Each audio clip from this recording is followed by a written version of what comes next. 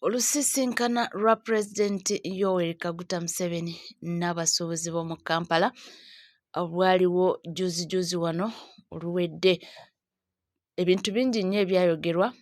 Abasuubuzi baali bakambwe nnyo era ne balaga obutali bumativu bwabwe nga boogera nga bakulaga nti mutuufu tebalina kye batidde kubanga bagamba nti bakoseddwa nnyo ate emisolo gibasuuseeko. Ndabye abantu bangi nga babasapootinga era babawagidde ne bagamba nti ke kaseera okuba nga banaabira Pulezidenti Yoweri Kaguta Museveni mu maaso nti baleme okuba nga beebikkako n'okuba nga oboolyawo beetiiririra ate ne baba nga banyigirizibwa. Era babawaanye nti kye baakola kyali ky'amaanyi nnyo nti era n'abalala mbu balabire ku ekyo baleme okuba nga beetya buli kaseera ne baba nga banyigirwa mu ttooke. Si bigambo byange, bibi bino njagala osigale ng'owuliriza mpaka bikutwale mu maaso. Hello. Abasajja bali serious live eno baagala kugikyankalanya naye we baddamu ne bagikwatako nja kuba nkola bukozi ka video akali brief kadakika nga 10 ensonga zonna nzirapinga omwo mu dakika 10 male video ngipostinge eyo bo tebasobola kugikwatako naye live zaffe zibasinga okutapinga oba kitegeera. So we baddamu ne bagijjako nja kuba sikomawo wabula nja kukola bukozi video dakika 10 video ngipostinge live abasajja bandi bubi live esoose mugikuddeyo eyokubiri mugikuddeyo eyokusatu eno kasita mugikuulayo ngenda kutuula wansi nkole video dakika 10 oba dakika 2 mali ngipostinge direct. So mwesonyiwe live eno mwatya nnyo baatya nnyo abantu bano tebaagala anything called okubalabisa tebaagala kintu kyonna related okubalabisa. They do anything possible to make sure until no they cover their evil traces.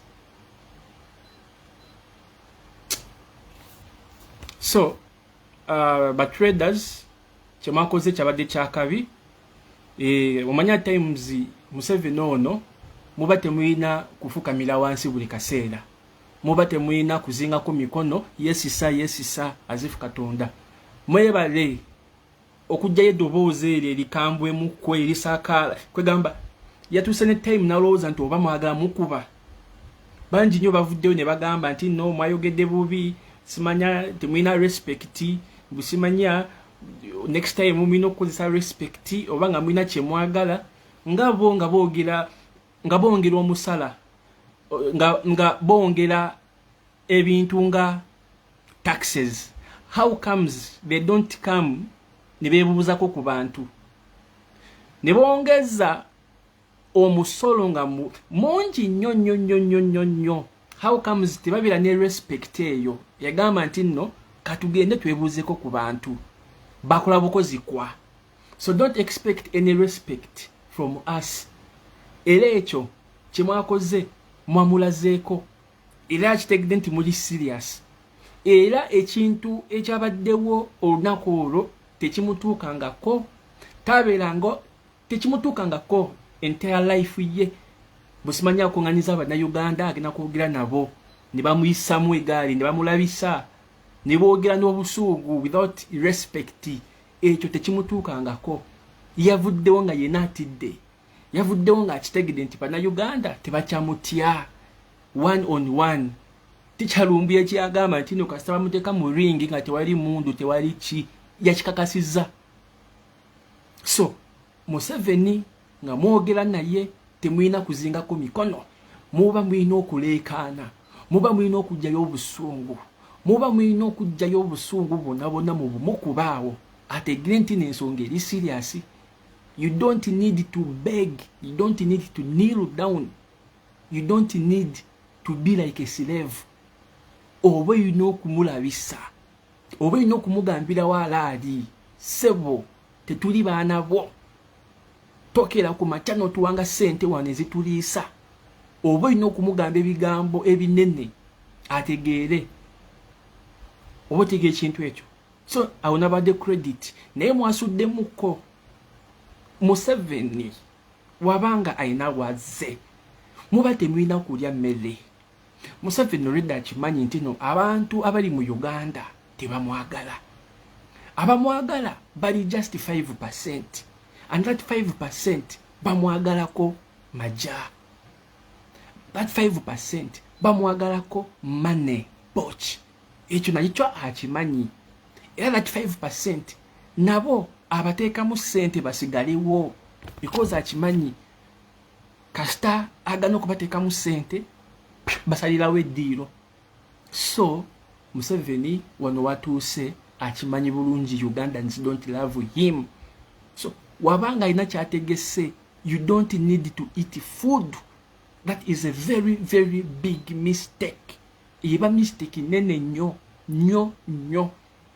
Di Museveni azze kololo na Uganda tugenzeyo kumugamba ebizibu byaffe, ate twaniko okulya bipiraawo, twaniko okulya ennyama kudiiru ki. Akimanyi fe abagenzeyo tetumwagala. Abakimanyi bulungi fe abagenzeyo tuzze twesooza mu kkubo, tuzze twogera ebye oba kitegere kintu ekyo. Akimanyi bulungi we don't love him.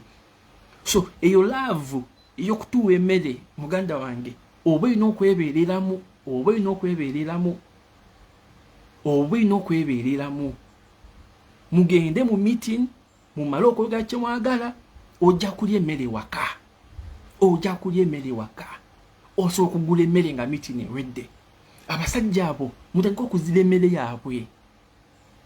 Eno emmere tekutirawo, but ekutwala mpola.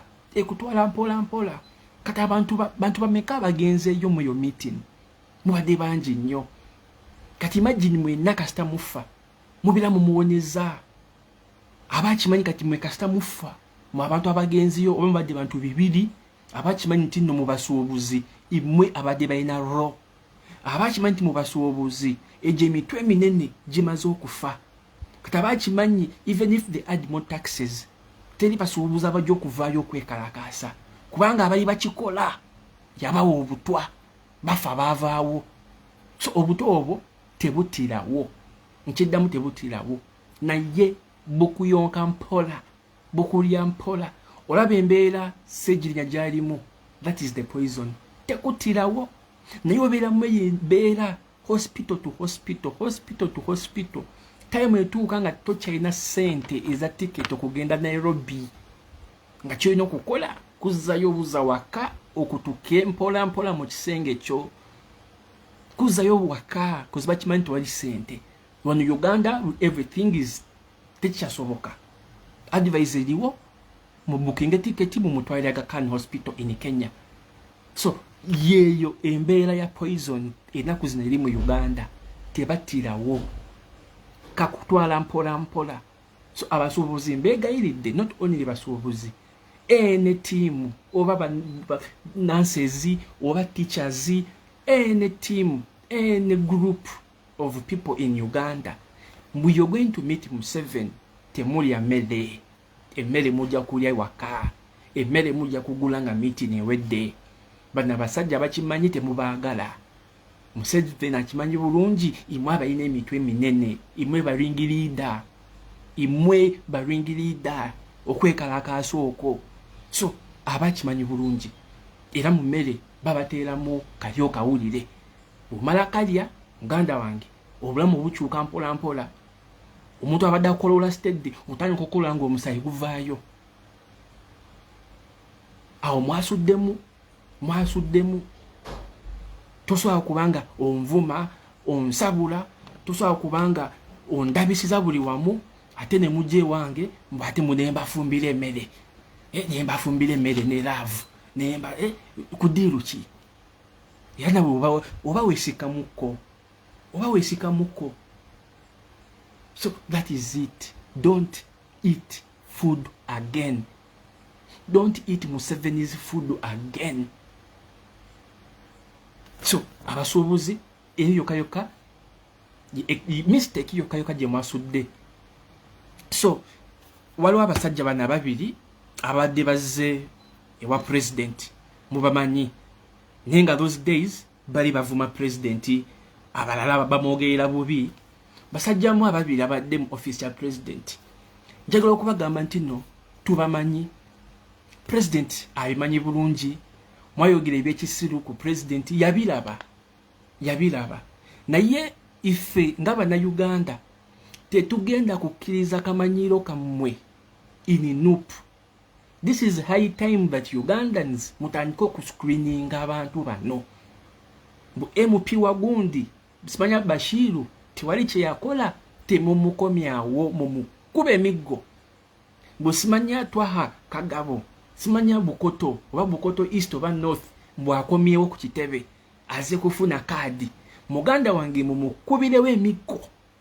Ba MPs abo bona be mumanyi bo MP wawa MP wawa. It is high time to pay them back because akasera katuuka nga twegayira abasajja abo okutwegatako nga twegayira ba MPs okutwegatako. What were they doing? Nga beefula nga abatabiwulira ne tuvaayo tubanja basibe baffe ba MPs tebalabika. Tubanja abantu baffe political prisoners ba MPs tebalabika. Twagala batekeko posts on their platforms ezibanja nga tebabikola.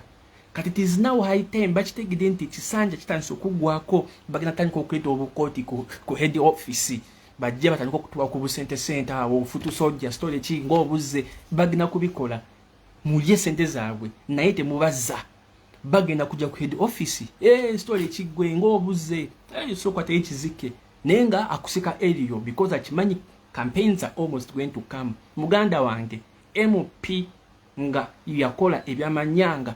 It is high time okubasasula because bali balowooza nti bakola ebintu ebyo nga balowooza emyaka 5 mingi nnyo giweddeko ababiri abo mwalabya badde bagenze ku office ya president ekyabatuteyo masanyalaze ekyabatuteyo okutulaga nti no they are in good terms with the president.